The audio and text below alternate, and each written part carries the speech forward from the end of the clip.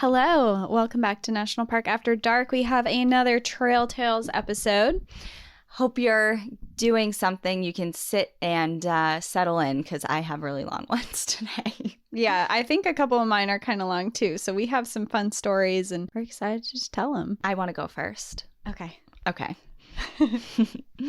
My first story is titled Two Tragic Falls and a Legacy of Love. Hi, Danielle and Cassie, longtime listener, finally getting around to sending in my own story. This is pretty long because it's technically two separate stories. Originally, I was trying to decide whether to share one or the other, but I realized that they're actually related in an unfortunate way. Both involve a death from falling while hiking, but have very different aftermaths. The first one I learned when I was in high school. I was in the kitchen with my parents and my mom suddenly turned to my dad and said, "You know who sent me a friend request on Facebook? Jay Darling." Note, his story has been publicized nationally and he passed away several years ago from cancer, so I'm not redacting his name. My dad raised his eyebrows and replied, "Your ex-boyfriend who probably murdered his wife?" Of course, my Stephen King-loving goth teenage self immediately perked up. My mom has very positive memories of him, so she wouldn't tell me a whole lot about what happened, and I was deep in my woe is me, my life sucks phase, so I forgot about it pretty quick. When I listened to the episode about James Bottarini, at first I thought it might have been about my mom's ex-boyfriend. Researching it now, there are a lot of similarities.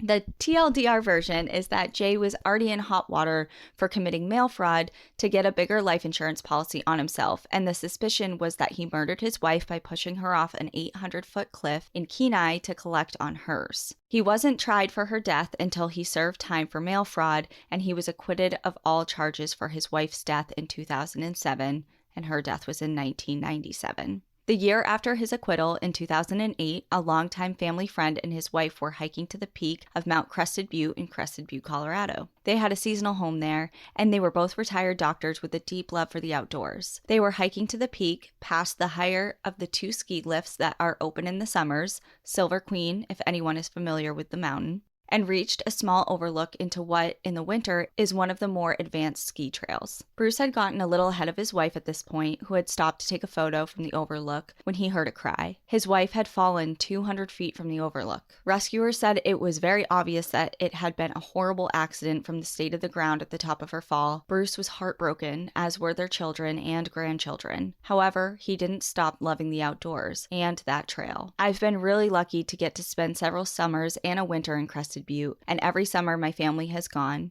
We've stayed with Bruce and hiked that trail. The first time I ever hiked the trail was about a year after Rosalind's death, and Bruce made it a point to stop at that overlook where she had fallen. I might be remembering it wrong, but I swear I heard him say hello to her when we reached that point. The edge has been roped off and has remained so since, but it's still an incredible view and a grand photo spot. Every time I've hiked that trail, I felt a happy presence in that spot. Rosalind was a joyous soul, and I think that she left some of the joy on the mountain where she died. Bruce has certainly shared it with everyone, both there and in his life elsewhere. He created a memorial scholarship in her name for the Crested Butte Music Festival and would choose the young artists who embodied her joie de vivre best. When I was in college, I helped the Children's Chorus fundraise for the volunteer search and rescue workers, and the donation was made in both the music festivals and Rosalind's names. Both of the women in these stories died tragically, and both are still missed by their family and friends. Sadly, one may not have gotten the justice she should have, if her death was truly a murder. The other, though, has become a symbol of joy and love for many with a lasting legacy. Thanks for reading my little novel. I have a photo I took the first year from the spot just above the overlook where Rosalind fell that I'm including, because it really is a gorgeous view. Feel free to share. I'm excited to hear where you head next week and look forward to learning new things every week. Thanks, AJ. Aw, that's like a really sad, tragic story with like a little bit of light in it too. Yeah. I really enjoyed that, especially because, you know, somewhere that could be viewed as really sad and dark. Mm-hmm. It seems like these people, her family and friends, they wanted it to be still something to be enjoyed. Yeah. You know, even the physical spot, not just her legacy and all that. So I really enjoyed it. Yeah, I really like that they made it into like, this is a happy, beautiful place. Mm-hmm. Okay, my story, I think I'm on a theme here because I'm doing another stalker story. Okay. In the last Trail Tales, I did a couple, and now we're back into more of them. So unfortunately, a lot of our listeners have been stalked and followed. And it says, Hi, ladies. Your episode on Jane Constantino was really touching. I appreciated how you spoke more on her life story than her murder. She really did some amazing things with her short life. Unfortunately, her murder and the close call for the other women who were hiking in the area that day really shows you how dangerous being alone in the outdoors can be for women and trans people. My story may not have been a close call, but on reflections, it seems like it was. I was doing some trail running in Palmer Park, which is a busy park in the middle of Colorado Springs. I know. You know exactly where it is. I live there.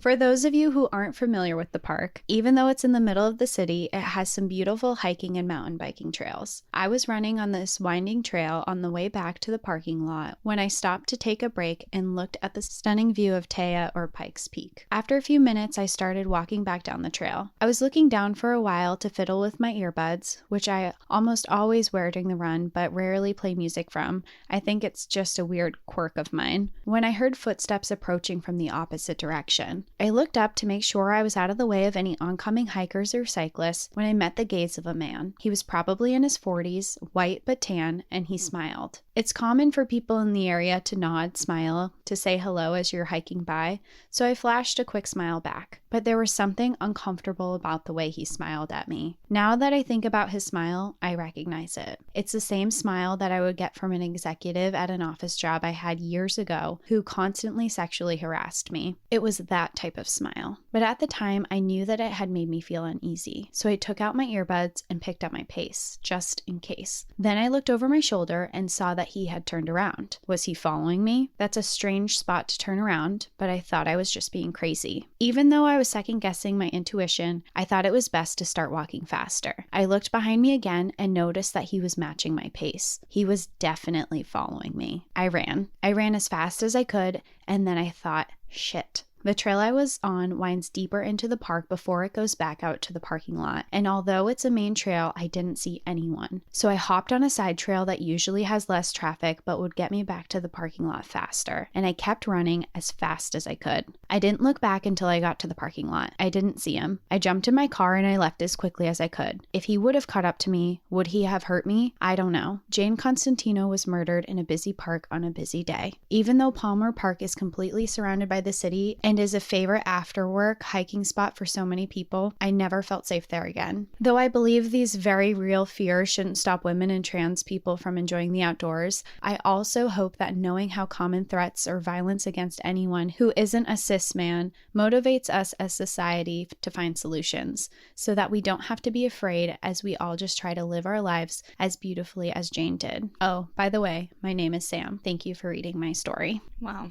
I mean, they're not wrong, because it doesn't matter how populated an area was. I mean, Jane was murdered in front of, well, not in front of people, but people were everywhere. Yeah. And it didn't stop that guy. And it certainly doesn't stop a lot of people from committing really horrible crimes. And the outdoors, even if you are, like they said, it's a populated trail, but no one was around. Mm-hmm. If there's no one around, you don't feel any safer in those situations. Yeah, no. Yeah. Especially, yeah, I'm always kind of like, okay, yeah, people are around, but it doesn't really stop. Nothing can really stop someone from committing a crime like that, you know, like Jane or whatever that guy had in store for Sam. Yeah, it's just sad, these kind of situations. It's whatever happened, whatever their intuition was to leave, they're alive now to tell this story. And that's the most important part. And I hope that they can eventually feel safer in that area. Because I hate that these stories are making people, it's ruining places for people. And I just think that that's the worst thing ever. But I understand it 100%. I don't know if I would ever feel safe there again either. But it's just so sad that these incidents can take away the love and appreciation for places because you no longer feel safe there. Yeah, I totally agree.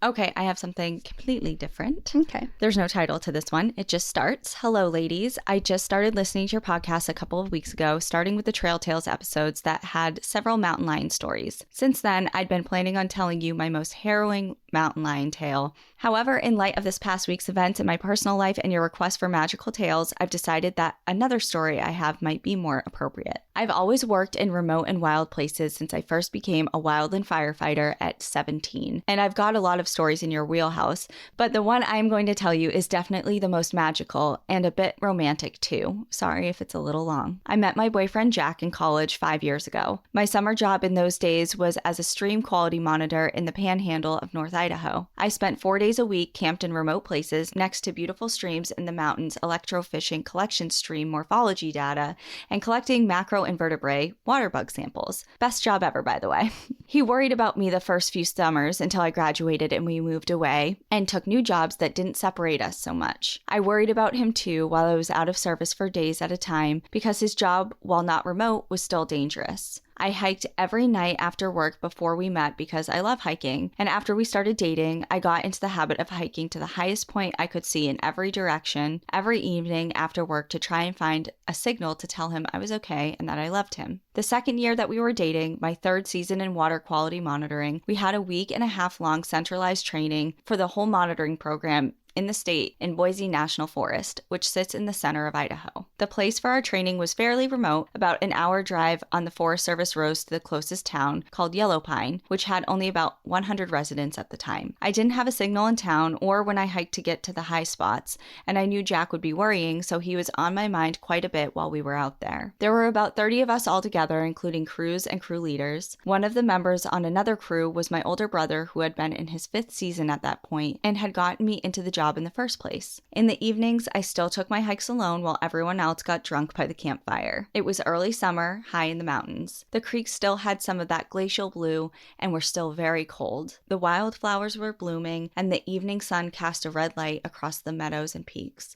Absolutely gorgeous. On the 4th or 5th evening we were out there, I was taking my evening hike and missing Jack and wishing that he was there to enjoy the beautiful place with me. I was pretty greasy from not showering at that point. I had some camp soap in my day pack, so I decided to brave the cold creek for a wash. I was about 5 miles from camp and not worried about peeping toms, so I stripped down naked and waded in with a squeak. You know, the cold water squeak. Yeah, I know it. Very familiar. Well. It's like you can't help it. I was like, oh, God.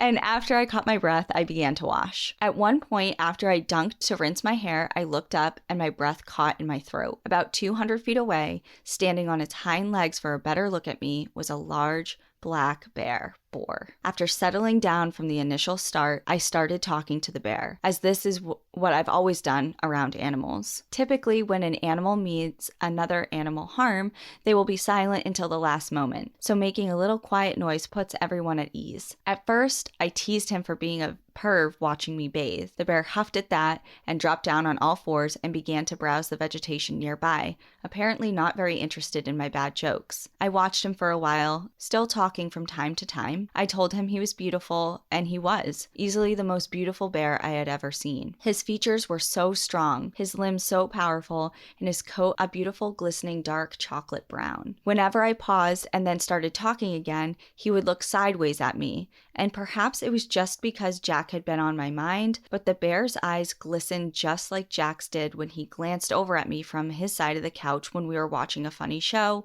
and enjoying a joke together. Other things reminded me of Jack too. The color of his coat and his eyes were the same as Jack's. The strong, shapely snout reminded me of Jack's nose, which is a very strong feature that he had inherited from his Native American grandfather. The grunts he made even sounded like Jack when I shake him awake when he falls asleep on the couch. Eventually, I got out of the creek and left the bear after spending about half an hour in his company. I was never afraid, never felt threatened, but never attempted to get any closer either, for obvious reasons. I was happy after I left. I didn't tell anyone in the camp about the bear, not even my brother. I never saw the bear again, but a couple days later, 2 days before we left, I found bear tracks in the sand right outside of my tent. Beside my tent, in front of the door, as if the bear had just peeked in to check on me and then continued on his way. This wasn't necessarily uncommon in my line of work, but rather than making me uneasy as it usually did, it actually made me feel happy, even safer somehow. I told myself it was stupid, but the feeling just stayed. When I reunited with Jack at the end of my training, I thought about telling him about the bear,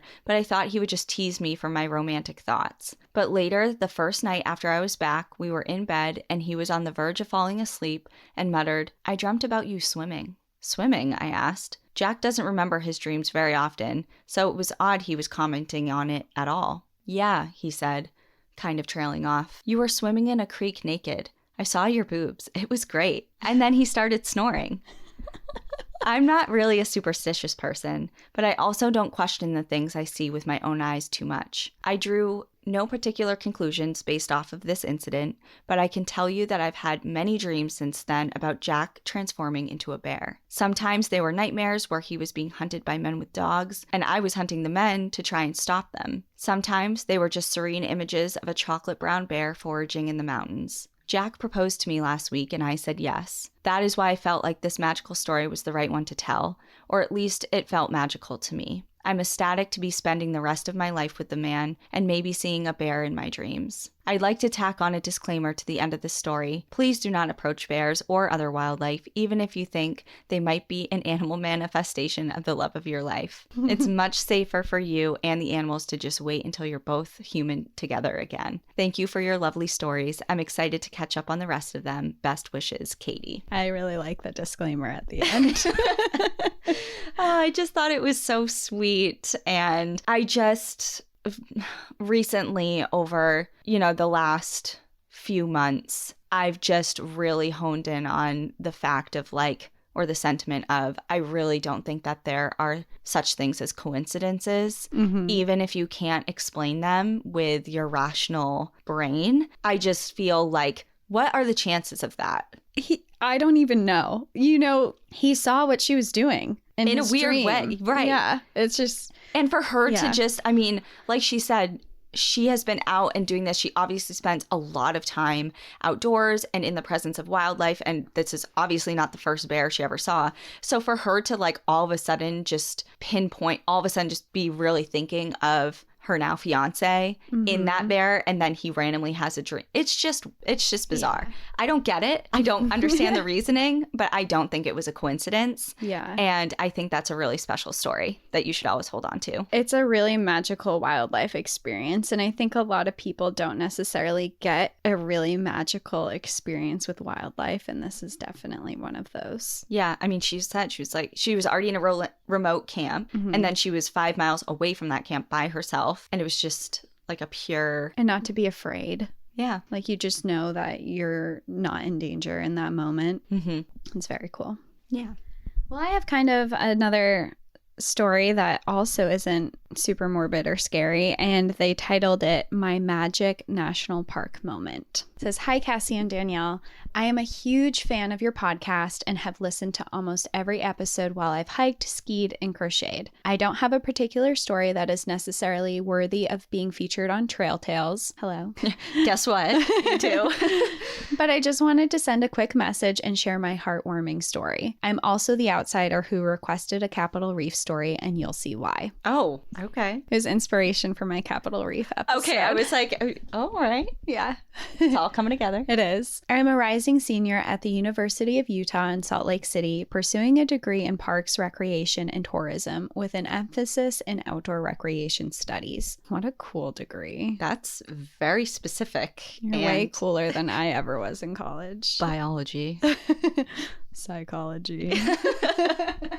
I grew up in Boulder, Colorado with super outdoorsy parents that have worked in the outdoor industry my entire life. I've always known I wanted to follow in their footsteps and do something within the outdoor industry. I just wasn't sure what. I thought I wanted to be a sales rep like they are until this past spring semester of college. I was taking 4 classes for the Outdoor Rec Studies block that were all co-requisites of each: Foundations of Outdoor Rec Studies, Adventure and Outdoor Programming, Wilderness Safety and Survival, and Environmental Interpretation. And everyone in the block already knew each other from a different block of courses the previous semester, so I was very nervous to make friends. course. This was also my very first semester back in person after COVID, so it was stressful. I also knew that this course included multiple field trips, including a camping trip to Capitol Reef National Park. Now, I mentioned that I didn't know what I wanted to do for my career, but at the time I did know what I didn't want to do. I wanted nothing to do with the parks or Forest Service, and I thought it was strange that many of my classmates wanted to be park rangers or what have you. I learned so much in the classroom for this class, but what really shined on me was the Capitol Reef trip. We drove down on a Monday and camped in the park's developed campground, Fruta Campground, until we left on Friday afternoon. During this trip, we hiked, explored, and learned so much about so many different topics. Everyone in the class had to do a 15-minute interpretive presentation on a topic of our choice relating to the park. My very favorite one focused on the geomorphology of Capitol Reef. If you don't know what that is, it's basically how the landforms came to be. I was absolutely intrigued by this information and have been obsessed with looking at layers of rocks ever since. We also got to have a Q&A with the superintendent of the park, which was awesome because it was rad to see a badass woman in such a high position within the Park Service. Growing up in Colorado with the outdoorsy family, I was lucky enough to have been to several national parks before this, but things were different this time. You guys talk about your magical national park moment, Cassie's being in Grand Teton National Park and Danielle's in Yellowstone, and I feel so lucky to have had mine in Capitol Reef. It's such a unique park with significantly less visitors than Utah's other 4 national parks, so much native and settler history, and some of the most amazing and stark rock layers you've ever seen. I just love it so much and I could talk about it for hours. And I am not so patiently waiting for you ladies to feature Capitol Reef in an episode. Thank you so much for taking the time to read my email. I love and appreciate what you guys do so much. And if you ever need to add someone to the team, I would be very interested. If anyone is ever in Capitol Reef, you need to grab a pie or a cinnamon roll at the historic Gifford House and pick some fruit at the historic Capitol Reef orchards, which they have acres and acres of. It's also a dark sky designated park, so be sure to look at the night skies. They are truly insane. If the story does get read on an episode, I want to shout out Alex Flugel. I think that's how you say the last name, if he's listening, because he is also a boulderite and was in my ORS block, but he's the one who told me about NPAD, and I am forever grateful to him for that because this podcast has changed my view on national parks for the better. Thank you for all you guys do. Oh, that was very sweet. That was really nice. And thanks, Alex, also. Shout out, Alex. Yeah, thanks. Spreading the word. I love that one because I think national parks mean so much to so many people, and to be able to find something that you really love and are interested in, and to have that moment of like, this is my place. Yep. It was just a really special story. Have you been to Capitol Reef? I haven't. It's the only national park in Utah I haven't been to. Oh, okay. Because my mom and my stepdad went, and I remember they really, really enjoyed it. And partially because it's one of the least visited. So it wasn't like going to Zion or Arches or whatever. And they really enjoyed it. So I'm looking forward to going too, because I just love seeing people's inspiration for why they like the park that they like the most, because it varies so much. And Capitol Reef is one that ever since my family went, I've really wanted to see too. So it's on your list. It's on my list.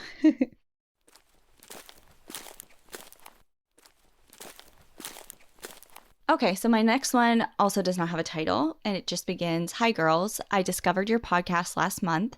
It has been a savior for me, and I've binged my way through every episode while at work. I am often alone. Both of your sweet voices have been my faithful company, and I think of you as my friends. It's all my mom and boyfriend have heard me talking about lately.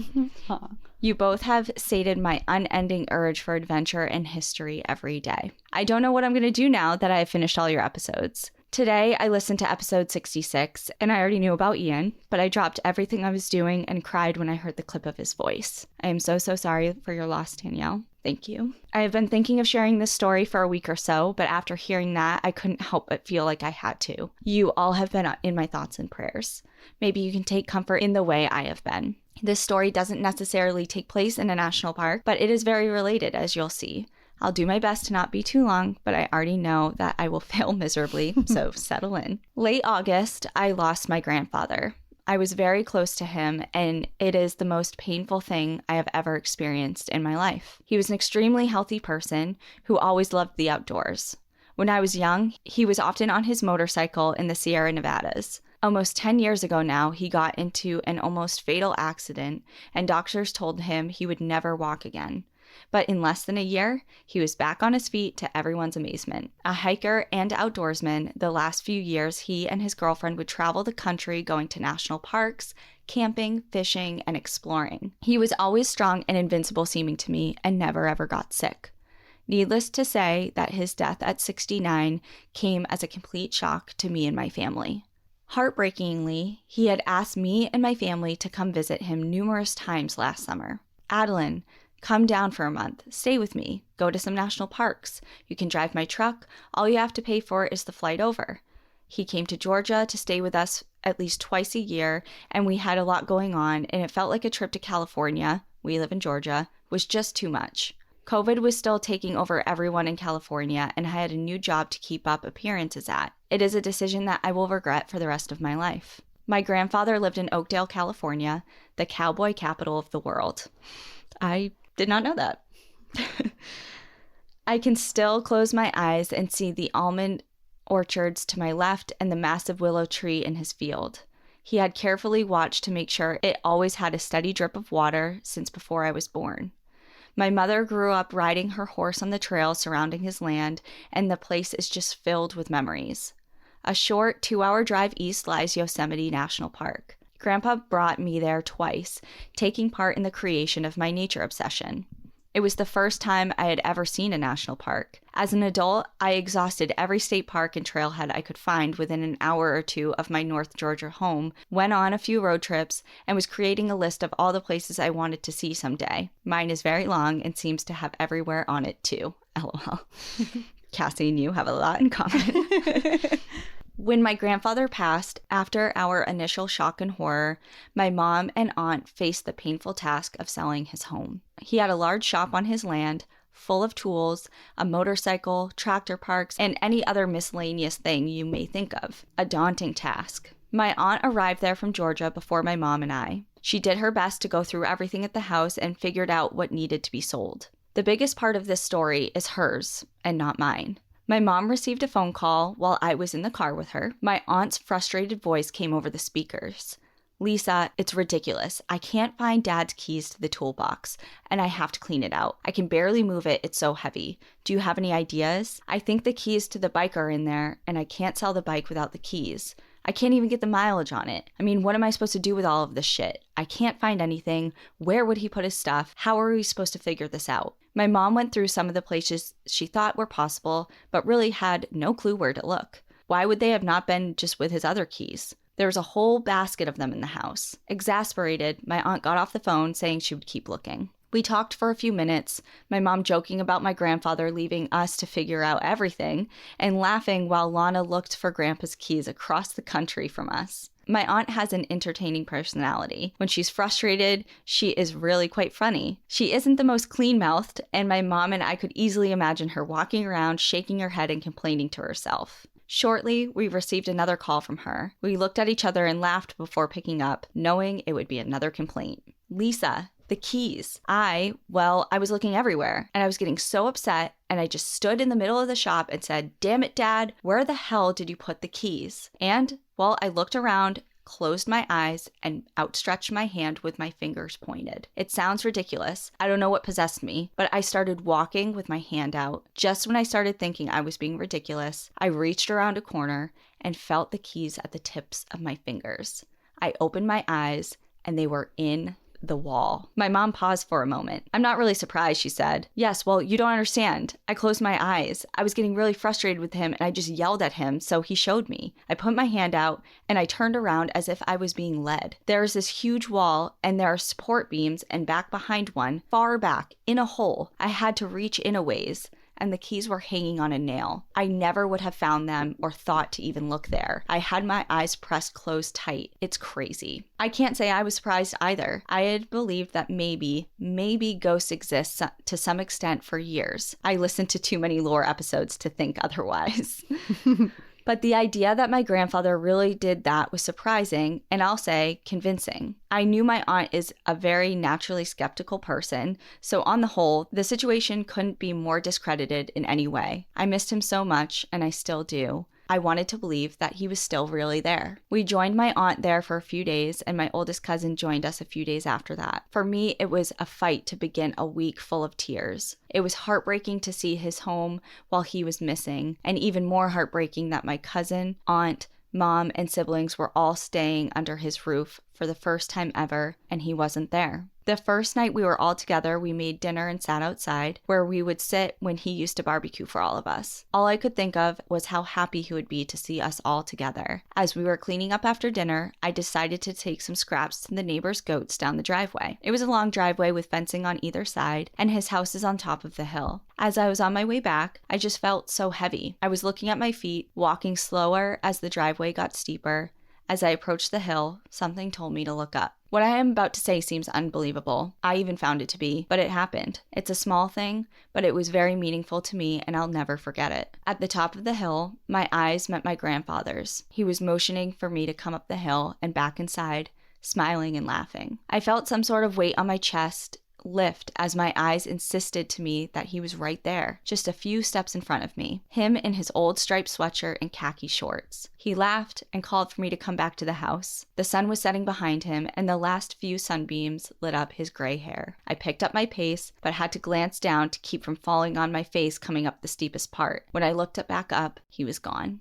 I will never forget the peacefulness in that moment. I knew my grandpa could see us there together. I knew he was happy and safe. It was so hard to see him gone again, but the few moments I did see him were so comforting. I will never fully understand any of it, but that's my story. I ended up inheriting his truck, a 2005 F-150 with only 33,000 miles on it, a perfectly kept vehicle. We discussed what to do with it.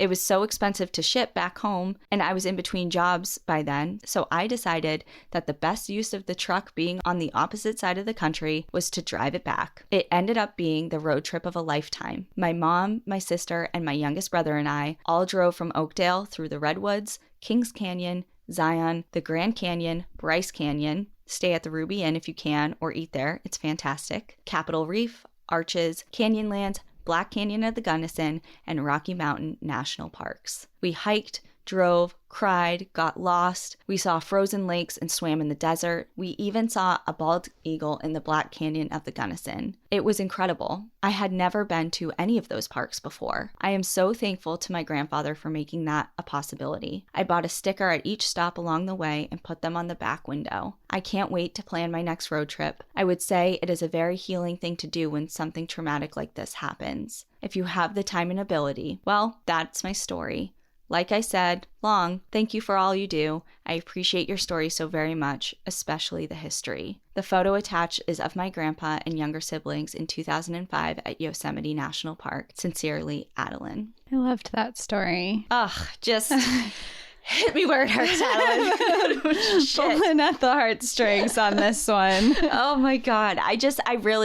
Nothing's a coincidence. No. I'll tell you that right now. I just told you before in the last episode, whenever that comes out. I don't know what time it is anymore. But there just isn't anything like a coincidence, just shutting your eyes and being like, just guide me to it. Mm-hmm. Seeing a flash and then seeing, inheriting this truck and going on a trip you never would have otherwise took. It's just horrible things happen, but through those times, I think there's little glimmers of, wow, this is really special. Mm-hmm. And that story had a lot of them. So thank you for sharing, Adeline. I loved it. I have my next story. I feel like every time you say an uplifting one, I'm like, and now I'm bringing you back down. This one is called Close Call Kidnapping on the AT. Okay, we're back down. Hi, ladies. I started listening to your podcast 3 days ago and am already deep into it and recommending it to all my friends. Love your show. You guys are doing great. I have a sort of creepy close call trail tale with some lessons learned that happened to me last summer. May of 2021, I graduated Virginia Tech and decided to, quote unquote, walk home from school via the Appalachian Trail. What?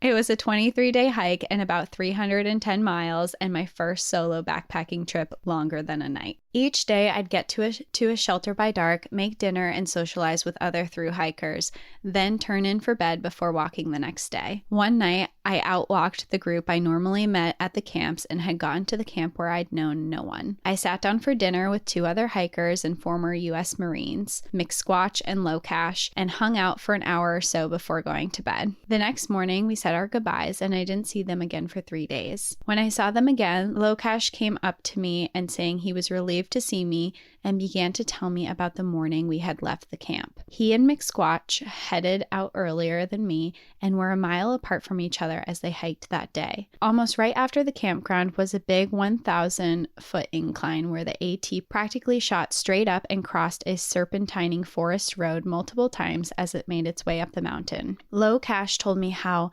McSquatch had been approaching one of these roads crossings and hearing the hum of a motor. When he reached the cross, he saw a green windowless van idling at the trail. He found this suspicious and pretended to take a water/snack break at the road and watched to see why the van was there. After a few minutes, the van went out of the park and continued up the mountain. McSquatch continued to hike up and 15 minutes later made it to the next portion of the trail where the road crossed and again heard the motor running, but this time he did not see the van. He made loud stomping noises with his feet and poles so the van would hear someone approach, and they came into sight now driving down the mountain, passing him and seemingly leaving. On its way down, Locash, who was further behind, encountered it at the 2 trail crossings too. I will say that cars idling by trailheads isn't uncommon on the AT. Sometimes they're picking up their friends who are hiking or looking at a map for parking or doing trail magic, but this was a remote location on an unpopular hike and right off of I-81, which is notorious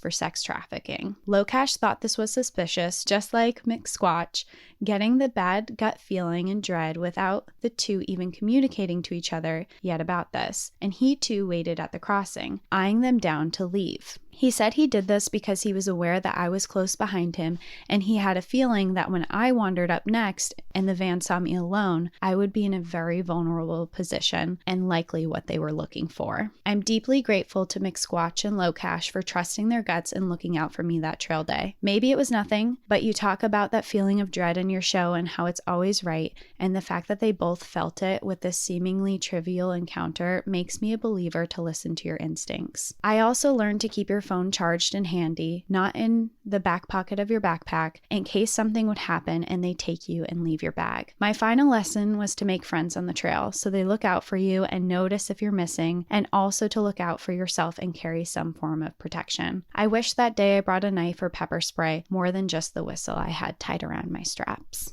Again, you just never know. Mm-hmm. A green windowless van hanging out next to the AT is scary. Idling. There's something about the idling too adds like a layer of like they're ready to drive away. Right. Yeah. Just ready to take off. Oh, God. I mean, those are all great tips too. Like, make yourself known, make friends. Like, hi, I'm here. Yeah. And just always keep an eye out, Yeah. And I have to agree with them. Like, it's a good thing that they hung out and stayed and watched because it sounds like they were 2 big guys. But when she walked by alone, walking across the road, it could have been a very different story. Yeah. It's good people are out there. Yeah, absolutely.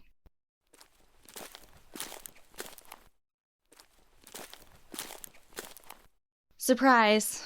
We're doing 4 stories each. Yeah. Today. We're doing an extended episode of Trail Tales today. Yeah. So my last one is titled Haunted South Africa and the Hex Valley Witch. Ooh. Hi, ladies. First of all, I absolutely love your podcast and I am so glad that I found it.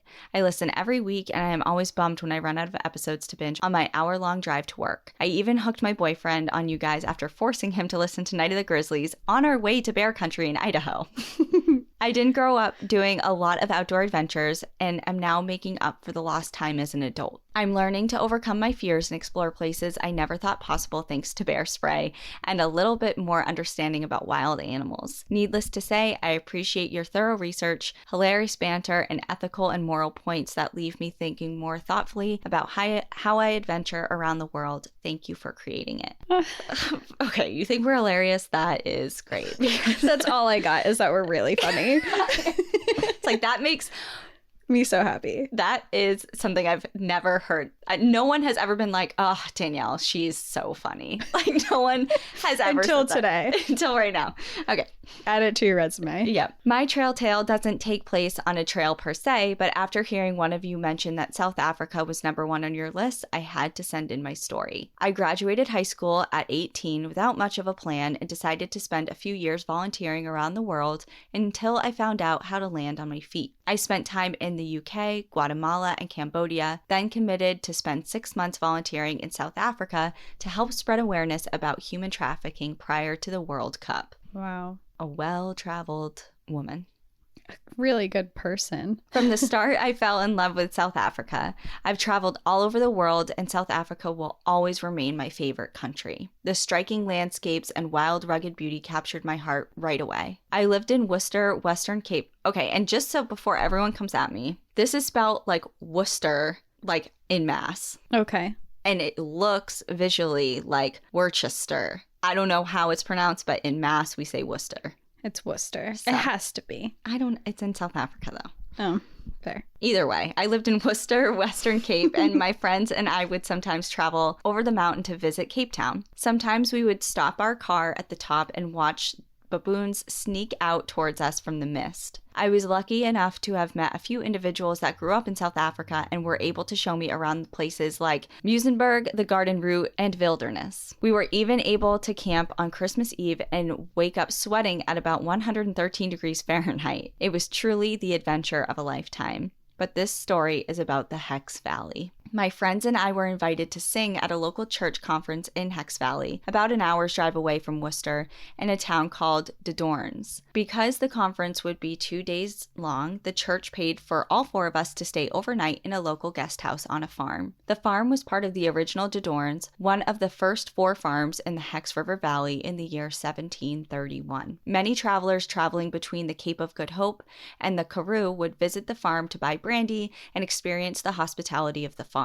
The outside of the guest house, which I'll keep anonymous, was yellow, and the house itself was located in a beautiful vineyard valley. Sounds so picturesque, right? That's what we thought too. We got there a little later than planned and decided to split the rooms up so that myself and the other girl on the trip got the 2 twin beds and the guys split up between a bedroom and a couch situation. We had a little bit of bray outside and settled into our respective rooms for the night. That night, I dreamt someone was stabbing me in the calf and woke up with a sudden jolt of my leg being pulled, causing me to move about a foot down the bed, and a sudden painful sensation in my leg. Suddenly, I was at the end of the bed without any possible explanation other than some unforeseen force propelling me forward. I got out of bed, tried to stand up, and promptly fell to the worst Charlie horse of my life, preventing me from moving. I turned over to say something to my friend in the next bed over, who was also tossing and turning in her sleep. I decided against waking her up and spent the next couple hours until daylight feeling a mixture of both scared shitless,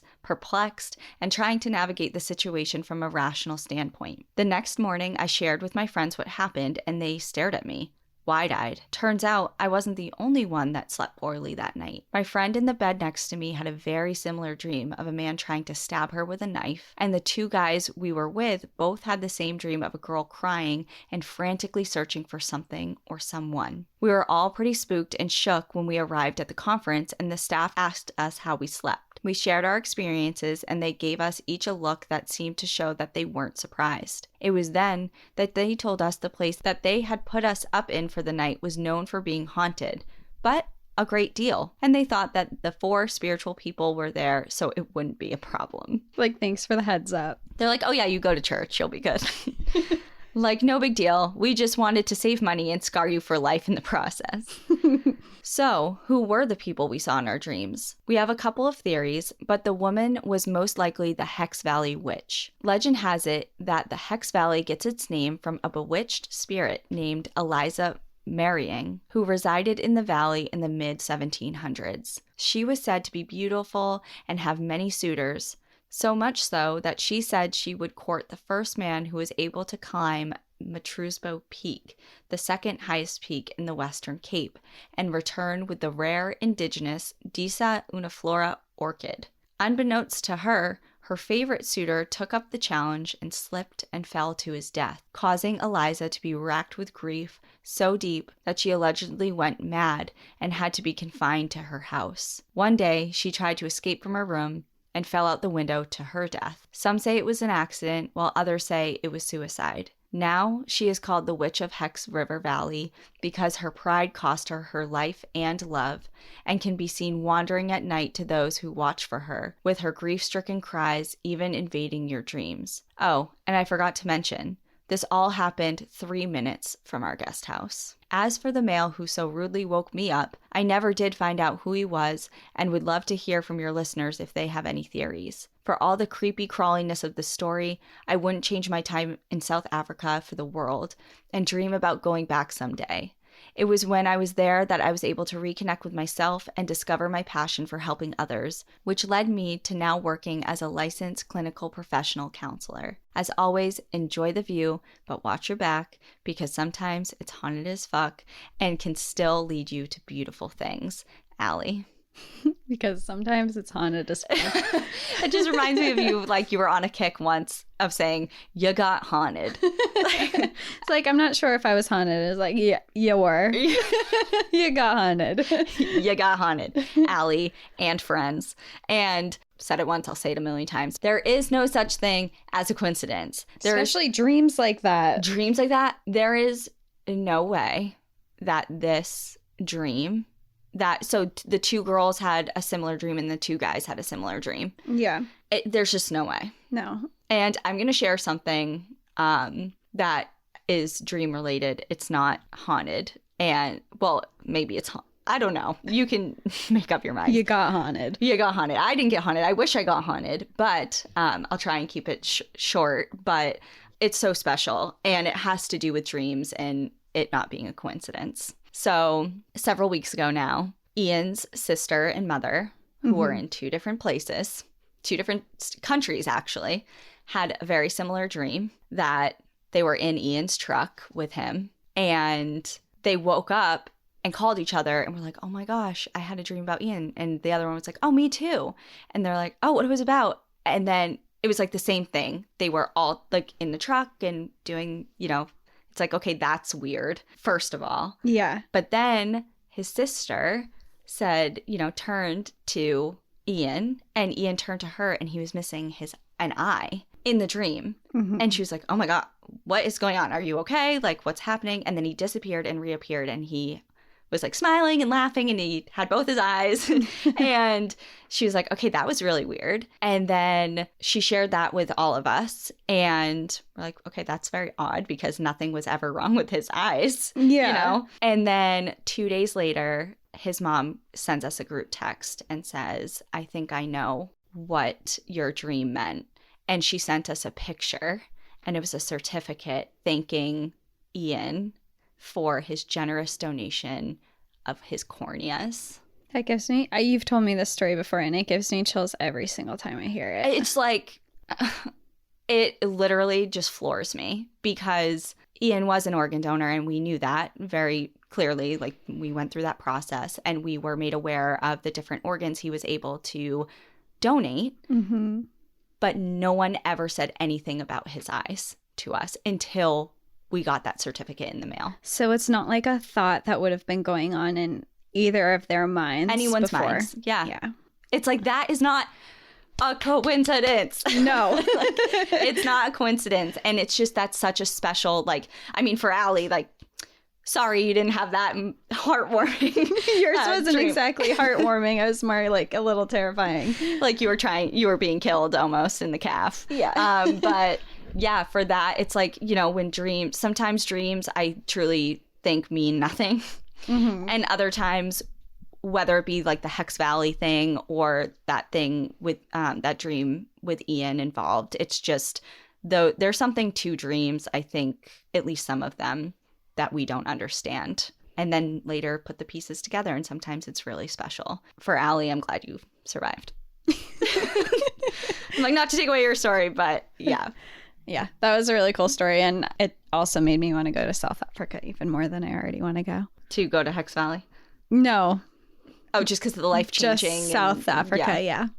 She did make it seem like a very beautiful experience, despite what happened. Despite that one night. Yeah.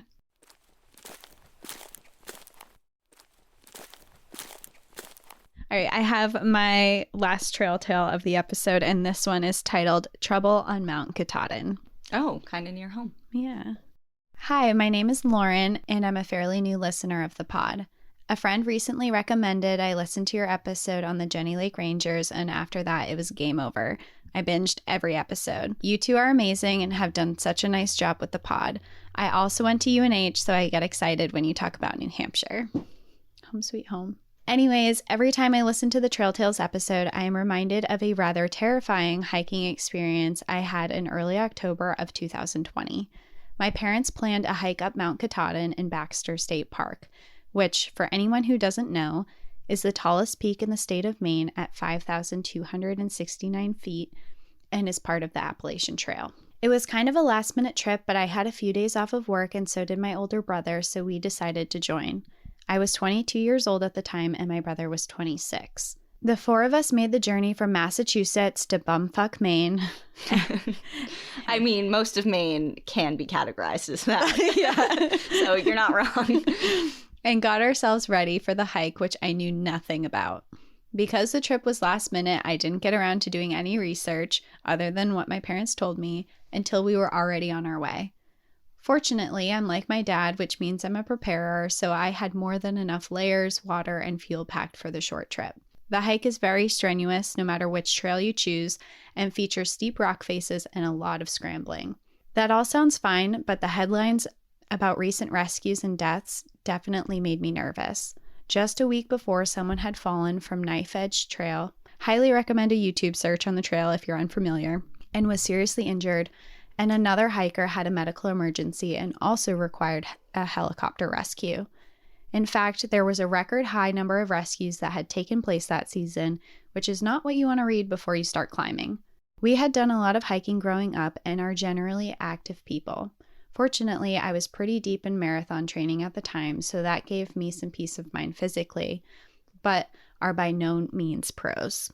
We got to the trailhead early in the morning and we were greeted by a park ranger who gave us the lowdown on the hike and asked a bunch of questions, almost like a test, to make sure we were ready for what lay ahead. He asked about gear and supplies and made sure we had a turnaround time and sent us on our way. The hike started out lovely. The weather was perfect and we were enjoying each other's company. Soon we could hear the voices of other hikers who were on their way down the trail. "How's the peak?" we would ask them.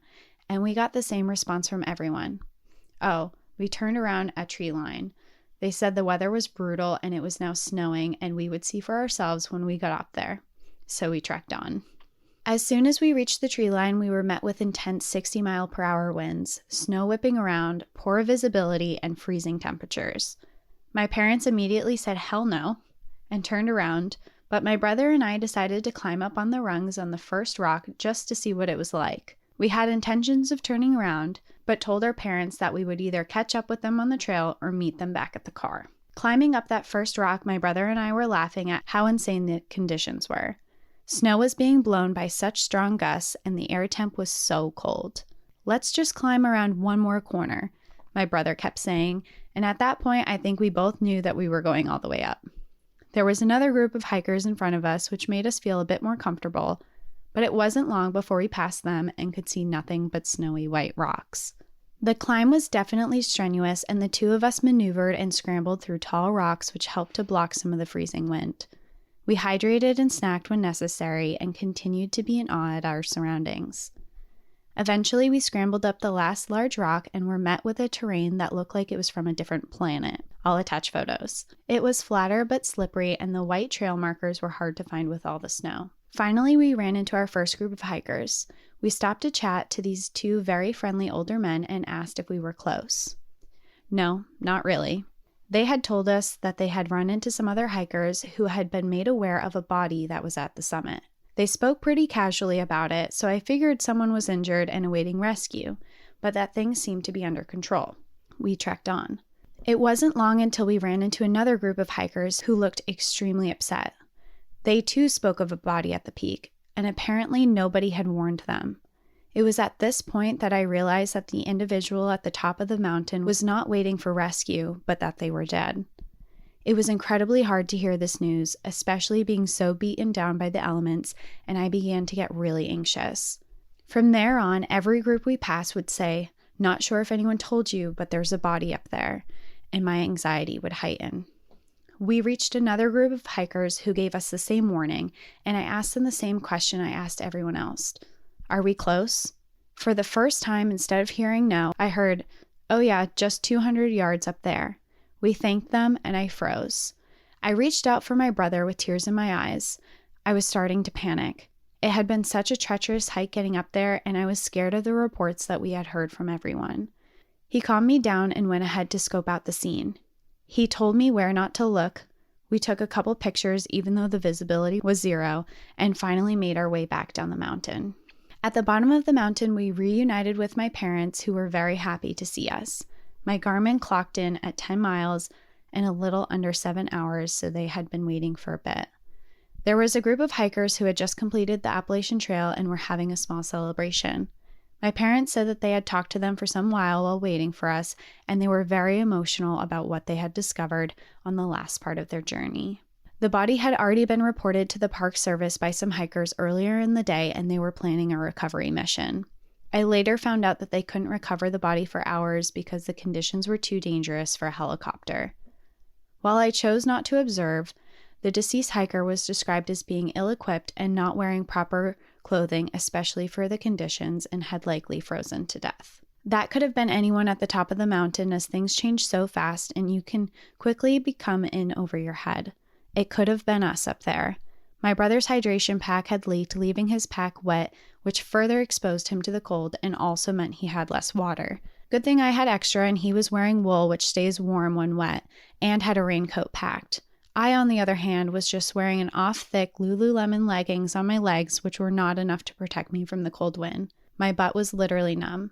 And when we separated from my parents, we should have taken the map and safety and medical equipment my dad was carrying, but because we had intentions of turning around, we didn't even think to grab them. We are fortunate not to have experienced any major slips or falls or freezing, but it serves as a reminder that you never know what to expect, and it's important to prepare for anything. Since the start of the pandemic, there have been so many new hikers out on the trail, which is amazing. This story is a great reminder that you need to be prepared, especially if you are unfamiliar with the area or the hike. It's important to listen to park rangers and also your own instincts, as so many other hikers did that day when they turned around. I thought I would share one because it's an experience I will never forget, and 2, I hope it will help maybe one person be more prepared. My parents wanted to go back to Katahdin to successfully summit the mountain, but I'm not sure I ever need to do that again. How do you two feel about doing big hikes more than once? I know some people that don't enjoy repeating, but I'm wondering what your thoughts are on the matter. This story also isn't meant to deter people from hiking Katahdin. It's a great hike, and I hear the views are great when the visibility is better. My only recommendation is to go in the summer rather than October to avoid such intense weather, and buy wind pants. Sorry for the rambling, but thank you for reading, and I can't wait to tune in again soon. Happy trails. Well, that's sad all around. I mean, Yeah. It's a sad story and that someone lost their life in that way. As far as the question, I haven't come across personally a difficult hike or mountain or whatever that I wanted to do twice. I just haven't. Like, I feel really accomplished when I do something. I'm like, great, did it, check. Next. Like, I'm just kind of in the camp of there are so many places to see and so many things to do that doing the same thing several times is kind of taking up an opportunity to do something new. Like, there's not enough time. There's too much out there. We gotta. Yeah. Yeah. I have one hike that I want to do again, and it's a big one. Which one? It's the Lafayette. It's a Franconia Lafayette loop in the White Mountains. I did it once years ago. I actually did it on my birthday. Yeah, but you didn't finish or something, No, right? I did. I did finish it. But the person I had gone with at the time, Danielle's heard this story so many times because I have full vented about it. I won't get super into it, but It's so funny though. An old boyfriend I dated a long time ago, I dragged on this hike for my birthday, and he was not a hiker at all, and he complained the entire trip, and he like faked a lot of injuries to try and get out of it. He wanted to call a helicopter to come rescue him at one point. It was just like, it was a mess. You gotta airlift me out. Yeah. He's like, I just remember we're like at the top of, and this hike is beautiful. If you look up photos of Franconia Ridge Trail in the White Mountains, you're up in the Alpine zone, you're on these ridgelines, you can see into Maine, into Vermont, you're just like above everything, and it's beautiful and it's amazing. We had perfect weather. Like, we couldn't have asked for better weather. And I just remember one point he asked, and he's like, he had just pretended to twist his ankle, which he didn't, but he asked if we could call search and rescue, if a helicopter would just come take him off. And he wasn't kidding. It wasn't like a joke. It was a very serious inquiry. It was a very serious inquiry. And I loved the hike so much, and I just would really like to go back and do it in a way that I really enjoyed, because my experience was kind of taken away from me because there was such negative energy going on at the time. So I would really love to do it again, like either alone or with someone else who would like to do it, and just really experience it in a way that I was hoping to the first time. That's fair. Yeah. That's very fair. So I guess, yeah, it depends. I mean, there are certain hikes that I've done that I like to do again. Like, you know, the first time I did Harry's Ridge Trail, Ian and I did it, and I loved it so much. And then we are planning on doing it. Yeah. I mean, by the time this comes out, we'll have done it. But yeah, as far as like real hard ones, like Katahdin. Yeah. I don't know. I would love to do Katahdin personally. I feel like I'm surprised for some reason that you haven't. I think it's just because of how far it is from us is the reason why I haven't. It's true. It's kind of a haul. It's so far in northern Maine. I would love, love, love to do it. But even this trail, I don't know if I would have kept going after I heard that someone had passed up there. Especially with the conditions being what they were. With the conditions, yeah. I think that was obviously this person writing in learned a lot from their experience, and that they weren't prepared. And I would imagine maybe next time that they wouldn't, knowing those conditions. So it's definitely a lesson. But the conditions, especially like any mountains, really, they can change so fast. And if you're seeing the snow, and if you're seeing these really bad winds, it's such an important lesson to turn around. Yeah, well, it reminds me of the story we shared. I think it was the Patreon one that we did last about the pigeon on Mount St. Helens. Oh, yeah. And like that woman it was her dream to summit St. Helens, flew from out of state to do it, like prepared, spent all these years preparing, and then, you know, right almost at the top, like had to make the decision to turn around because it wouldn't have been safe. And it's a heartbreaking decision, but sometimes you have to make them. Yeah. You know? So. I did that. I had one hike that I can think of just off the top of my head where I turned around and I was really bummed about. And I was with a friend of mine, and we were working on the 4,000 footers in New Hampshire, the 48 4,000 footers. And we were up one of the tri-pyramids, and it had been really rainy. And there's one section that is referred to as the slide because it's almost completely vertical. You're like half rock climbing up this area, and it was so wet, and it was just like really not good conditions. The weather had changed, and we were halfway up this like rock slide, and we're like, we can't keep going. This is really sketchy. And we turned around, and even going down was really scary. And to this day, I don't think it was a bad decision. Yeah. I'm just bummed I didn't get to finish it. So I guess that's another one. I didn't finish that one. So that's another one I would want to do to go back and do. Yeah. Yeah. Well, like I said, I just feel like there's so much to do. Yeah. So I'm just kind of like, okay, next. Yeah. I guess the tri-pyramid, that one is, if I ever want to complete all the 4,000 footers, I have to do it because I never finished Which it. one were we on? Moosilauke? No, Moosilauke was the bear. Oh, yeah. Incident. The wind that we dragged, poor Natea, was Pierce. Mount Pierce. Oh my God, the wind was so bad at the top. And Natea, like, yeah, God bless you, girlfriend. I know she was like, okay, yeah, I guess I'll go on a hike with you. And then we like drag her up Mount Pierce. And then we're like, we're at the top, yay. And it's like, you could barely even talk. You had to shout at the person next to you. It was a beautiful day besides the wind, though. Yeah. And I mean, it was fun. But yeah, the wind was rough. Okay.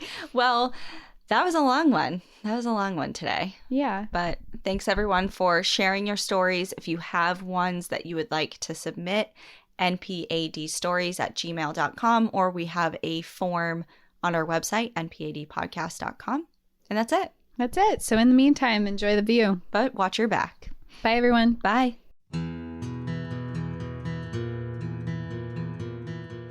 Thank you for joining us again this week. If you have a trail tale you'd like to share, send us an email at npadstories@gmail.com. Follow us on Instagram and Facebook at National Park After Dark and on Twitter at NPAD Podcast. Become an outsider by joining our Patreon, where you'll gain access to monthly bonus stories and exclusive content. And remember, when you support our partners, you're supporting our show.